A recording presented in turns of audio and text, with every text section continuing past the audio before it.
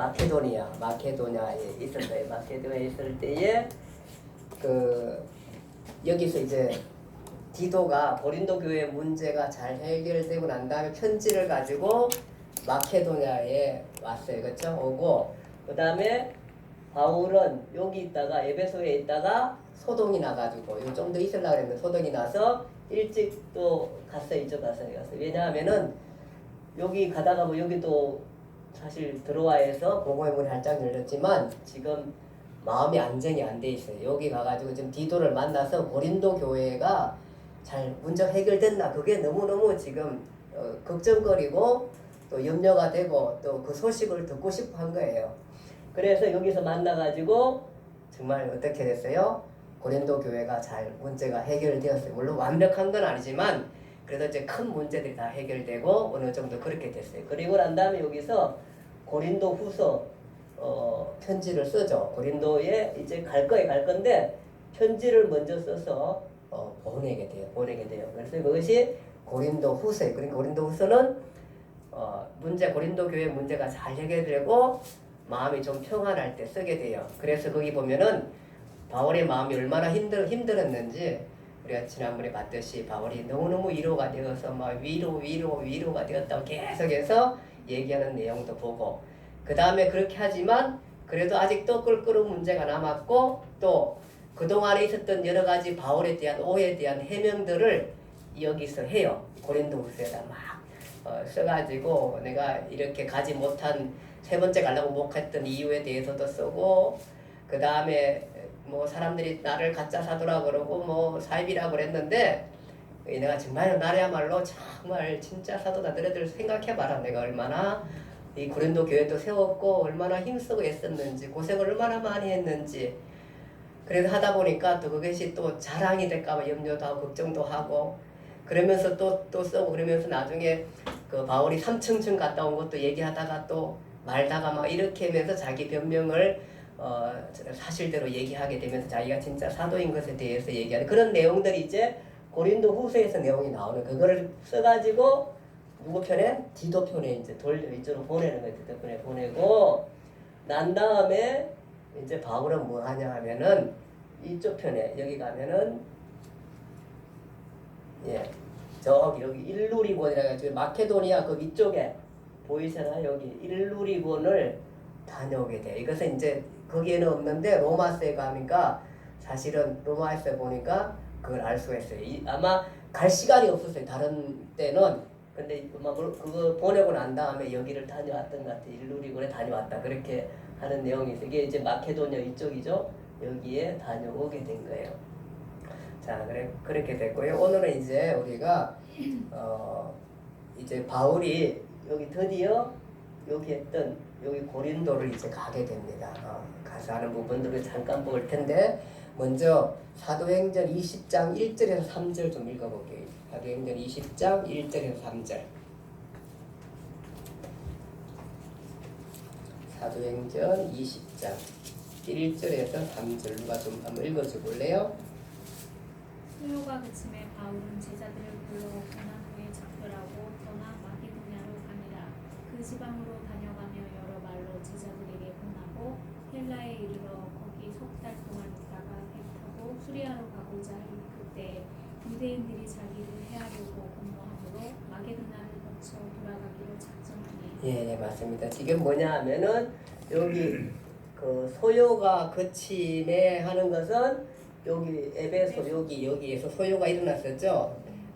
소요가 그침에 바울은 제자들을 불러 고난 후에 작별하고 어디로 갔냐면 여기 마케도냐에 갔어요. 마케도냐에 이제 디도 만나죠. 여기서 마케도냐에 갔다가 그 다음에 어디로 가요? 그 지방으로 다녀가면 여러 말로 제자들을 권하고 난 다음에 헬라에 사실은 여기에는 사도행전은 아까 전에 얘기했던 일루리곤 관계 안 나와요. 그쵸? 예, 안 나오는데 헬라로 갔다. 헬라는 어디예요? 여기 고린도입니다. 고린도. 아가야, 헬라, 고린도입니다. 여기에서 가서 그 따로 있다 그래요? 거기 석 달 동안 있다가 뭐 했나 하면은 여기서 로마서를 씁니다. 로마서를 석 달 동안 있으면서 로마서를 써서 이제 이제 로마에 보내겠죠. 써서 보낸 내용입니다. 그래서 여기 보니까 갔다가 다시 수리아 여기로 이제 가려고 하는 거예요. 근데 아마 원래는 배 타고 이렇게 가려고 그랬겠죠. 수리아니까. 근데 뭐라 그래요? 유대인들이 거기 보니까 자기를 해하려고 공모함으로 다시 어디로 갔다 그래요? 마케도니아로 돌아서 이렇게 갔다. 이게 3차 전쟁은 다시 돌아서 가는 거는요. 그 내용입니다. 지금 그러면 이제 이해가 되겠죠? 예, 그렇게 되고요. 자, 오늘은 거기 페이지가 몇 페이지냐 하면은 156쪽 교재에 그 이후 아가야, 즉 헬라가 그리스고요. 고린도 교회에 서 기록한 로마서입니다. 예, 로마서. 이제 그 기록 연대가 어떻게 되냐면 학자들이 AD 56년에서 57년경, AD 56년에서 57년경 그 밑에 쓰시면 됩니다. 거기에 기록 연대가 가료가 그겁니다. AD 56년에서 57년경이고요. 56년, 57년이면은 사실 예수님께서 AD 33년에 돌아가시면은 그렇잖아요. 33년 사셨으니까 33년에 돌아가시면은 사실은 한 23년, 4, 5년 그 사이입니다. 그러니까 돌아가신 지 그렇게 많이 된 게 아니에요. 그렇죠? 예, 이때도 이렇게 그때의 바울이 이렇게 활동해서 벌써 복음이 이렇게 전달됐던 그때 기록한 거고요. 거기 마케도니아에서 드디어 고린도로 내려감 사도행전 20장 1절에서 2절이고요. 석 달을 과동하면서 로마서 편지를 그렇게 되어 있습니다. 그 157쪽 거기 다 같이 함께 읽어봅시다. 같이 한번 읽어볼까요? 157쪽 제가 말씀드렸던 내용인데 한번 읽어볼게요. 같이 157쪽 다 같이 함께 읽어봅시다. 시작. 사도행전 20장에 들어왔습니다. 이 본문 우리가 에베소 폭동이 일어날 때 읽은 거예요. 사도행전은 서신서에서 우리가 고민하다 온 것도 모르고 있죠. 3절에 보니까 바울이 아가야 지방 고린도에 도착해서 석 달을 보냈다고 말하고 있습니다. 이 석 달 동안 겨울을 지내느라 그랬거든요. 가동하면서 뭘 하셨나요? 로마서를 쓰셨답니다. 로마서를 쓰신 때의 상황, 쓰신 장소 다 한눈에 보이시죠? 자, 바울이 로마서를 쓰는 펜 끝을 따라가 봅시다. 더 자세한 내용을 캐내 봅시다. 예, 이렇게 됐습니다. 그러니까 우리가 고린도에 여기서 이제 로마서를 3개월 동안 겨울을 지내면서 로마서를 쓰는데 우리가 지금 고린도의 정서를 잘 알고 있죠, 그렇죠? 고린도가 막 어쨌든 바울도 배반하고 분파가 생겼고 고린도교에 많은 문제들이 생겼고 이런 것들이 이제 어느 정도 덮어지고 잠잠해지가는 그때에 3개월을 보내면서 바울이 이제 로마서를 편지를 씁니다. 고린도에서 로마서 편지를 쓰게 되는 것입니다. 그 쓸 때의 상황을 보니까요. 로마서 편지대의 상황들 거기 로마서 15장 22절에서 28절이 있습니다. 로마서 편지 쓸 때 상황 로마서 15장 22절에서 28절 상황이 어떤 상황이냐면 고린도 교회 문제가 해결되는 상황이었고요. 이때쯤이면 이제 1, 2, 3차 선교여행 마무리하는 상황입니다. 사실은 마무리하는 상황이고 그 다음에 성도들을 돕는 일로 1, 2, 3차 선교여행 마무리하는 상황. 그러니까 고린도 교회 문제 해결되는 상황이고 1, 2, 3차 선교여행 마무리하는 상황이고 성도들을 돕는 일로 예루살렘으로 먼저 가야 하는 상황들. 예. 로마서 15장 6절 나옵니다. 예루살렘 먼저 가야 돼요, 지금. 그 다음에 헌금 예루살렘에 갖다 주고 난 후 로마로 갈 작정. 이것은 지난번에 여행 계획에도 있었어요. 헌금 예루살렘에 가져다 주고 난 후 로마로 갈 작정. 그 다음에 로마로 갔다가 스페인으로 가려는 여행 계획을 갖고 있는 상황. 그렇죠? 스페인까지 간다는 거죠. 로마 갔다. 그런 생각을 갖고 있었습니다. 자, 그 다음에 로마스를 쓰는 목적은 뭐냐 하면은 로마 사람들에게 복음을 전하기 위해서겠죠. 로마 사람들의 복음을 전하기 위해서. 그 다음 또 하나는 뭐냐 하면은 거기 편지 내용에 보면 이렇게 되어 있어요.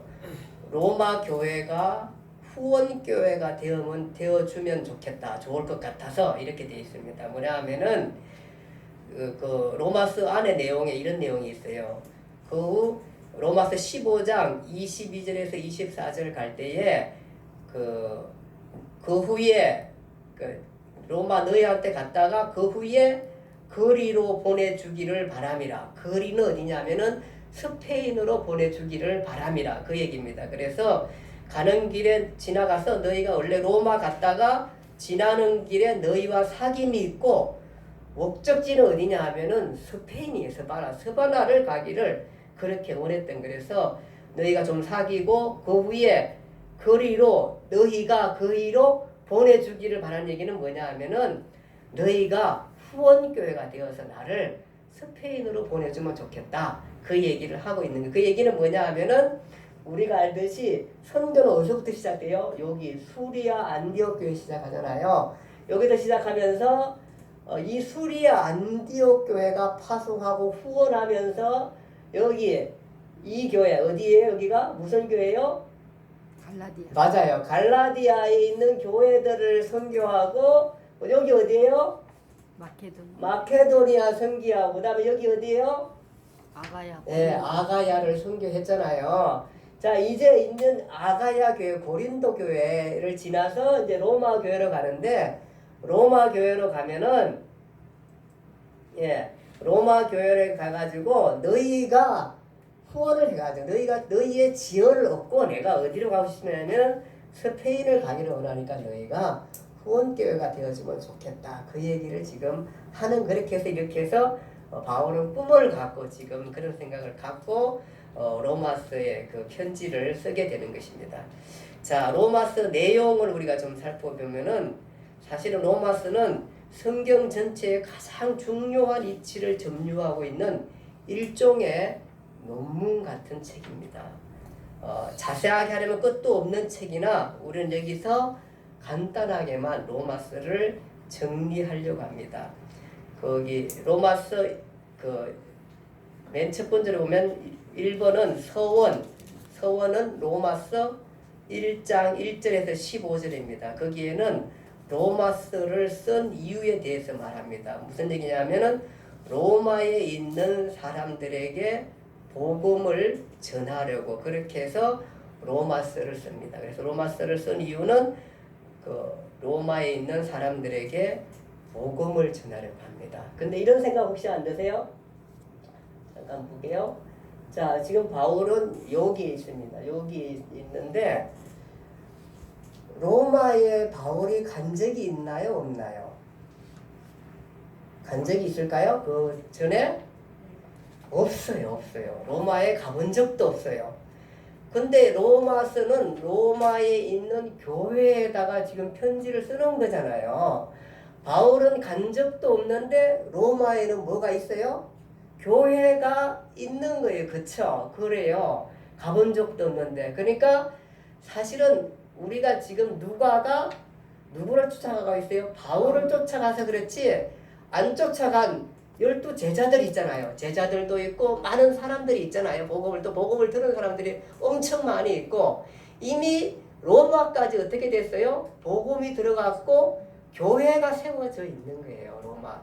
그리고 이 로마라는 나라는 당시 어떤 나라예요? 세계의 중심이잖아요. 모든 길은 로마로 통한다 할 만큼 로마가 최고의 권력, 세계의 중심. 요즘 같으면 미국인가요? 아마 미국보다 훨씬 더 큰 세력을 갖고 있었던 게 당시에 로마라는 나라예요. 그러니까 뭐 온갖 예술, 그 다음에 체육, 문화, 역사 이 모든 것들을 쥐고 있는 나라, 경제, 무역 모든 것들을 쥐고 있는 나라가 이 로마는 나라예요. 세계적으로 얼마나 똑똑한 사람들이 다 모여 있겠어요. 거기에 그 사람들에 의해서 어쨌든 구성되어 있는 로마 교회가 물론 여러 사람들에 의해서 복음이 많이 전달되고 이렇게 교회를 이루었지만 얼마나 이 성경을 잘할 수 있을까? 바울이 그동안 이 바울이야말로 정말 성경을 너무 잘 아는 사람이잖아요. 유대인이었죠. 또 철저한 기독교인이었잖아요. 유대교에서 나와서. 그리고 이렇게 많이 성경을 연구하고 그 다음에 그 전에 거의 뭐 구약 성경을 다 통달했던 사람이잖아요. 이 바울이라는 사람이. 그런 사람에다가 복음을 깨닫고 난 다음에 예수에 대해서 너무너무 그 좋은 머리 가지고 정말 너무너무 잘하는. 그러니까 자기가 뭐냐 하면은 이 로마 교회에다가 복음을 전하는 건 뭐냐 하면은 내가 알고 있는 복음, 내가 가진 복음, 내가 깨달은 복음을 바로 이 로마 교회에다가 주고 싶은 거예요. 그래서 이때는 지금 바울이 초창기가 아니에요. 회심하고 난 지 얼마 안 된 그게 아니잖아요. 지금 복음을 받고 그 다음에 자기가 아라비아까지 갔다가 막 이런 많은 고난을 겪고 그 다음에 1차, 2차, 3차 전도회까지 지금 마쳐가는 이제 자기가로서는 이 모든 성경의 꽃을 피울 만한 충분한 영향력이 있는 사람이잖아요. 3개월 시간을 가지면서 이 성경 전체를 바울이 정리하는 한편에 정말로 자기의 심려를 다 기울여 쓰는 이 논문 같은 책이잖아요. 그리고 그 대상자들이 얼마나 똑똑한 사람들이겠어요. 그 사람들을 향해서 기독교 교리를 온전하게 정리한 게 이 로마서라는 거예요. 그러니까 어쩌면 성경이 다 중요하지만 이 로마서의 교리야말로 정말 성경 전체에 바로 기독교가 무엇인가를 확실하게 정리한 책이 바로 이 로마서입니다. 로마서가 되게 중요하죠. 그 중에서도 중요했던 게 오늘 로마서 1장 16절 17절입니다. 제가 한번 설교했는데 뭐냐 하면은 루터가 종교 개혁을 했었던 말씀입니다. 그 얘기는 뭐냐 하면은 오늘 갖고 있는 당시 로마 캐톨릭에서 개신교가 탄생하는 구절이 바로 이 구절입니다. 그러니까 로마서가 얼마나 소중하겠어요.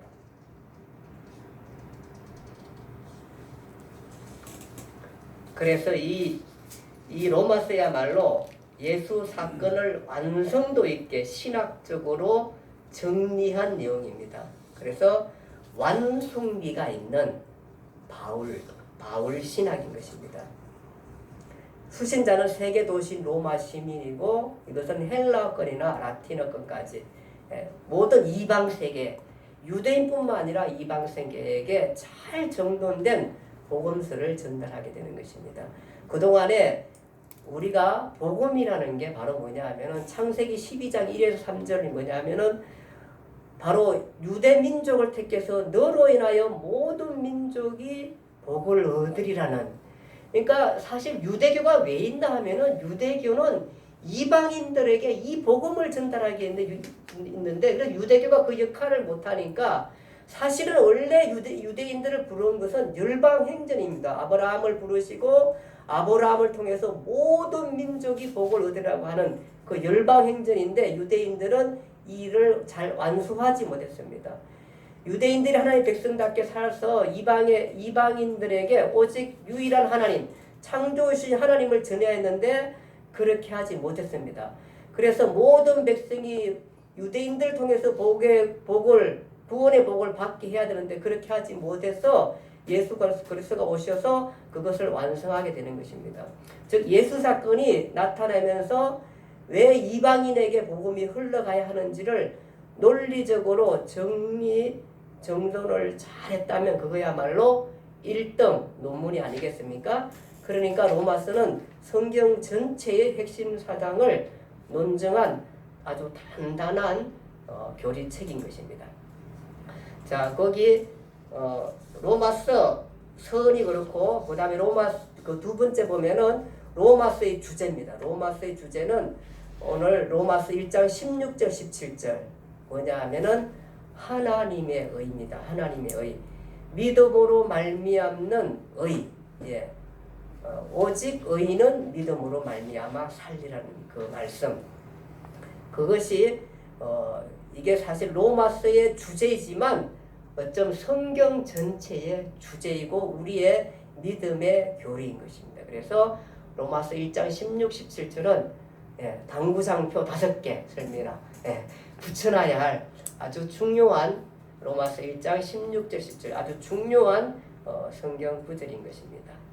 자, 로마서 본론을 우리가 좀 3번 로마서 본론 보겠습니다. 158쪽 다 같이 함께 읽어봅시다. 누가 좀 읽어줘 보실래요? 158쪽. 좀 긴 건데 나눠서 좀 읽어주시면 좋겠습니다.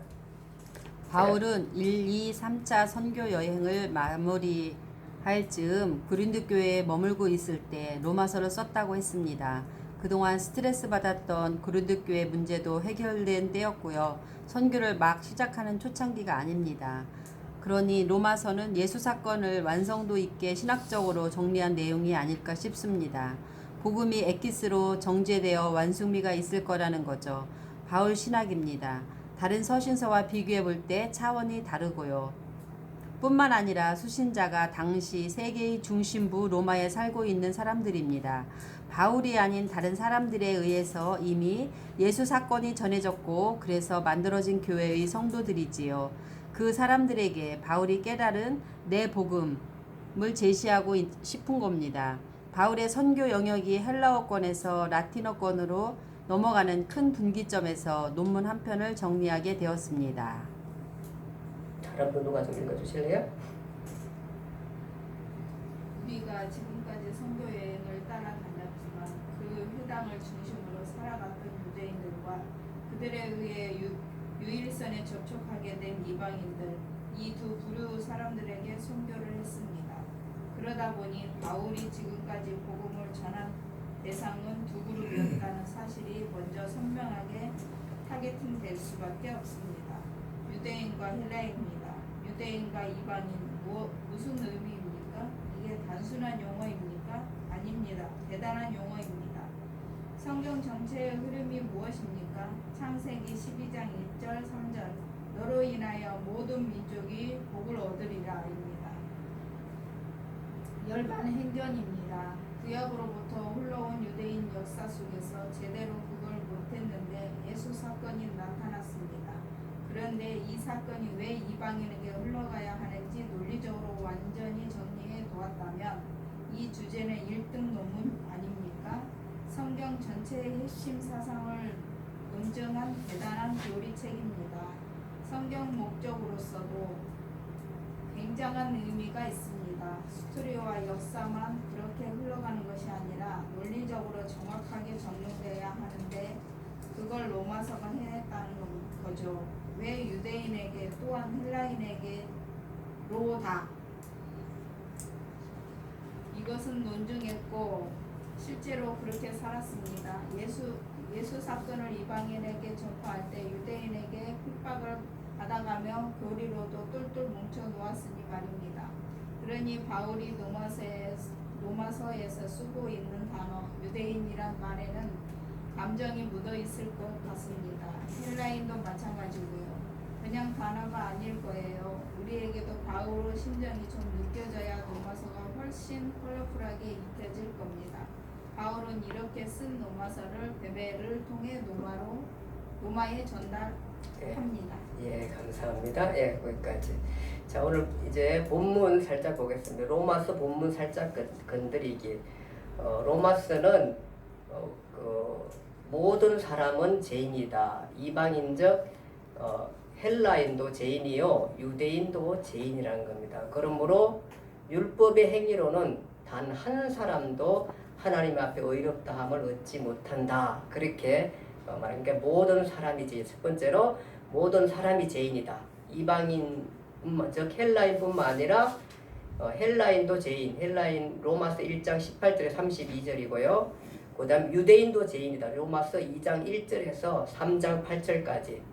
그러므로 모든 율법의 행위로 난 단 한 사람도 하나님 앞에 의롭다함을 받지 못한다.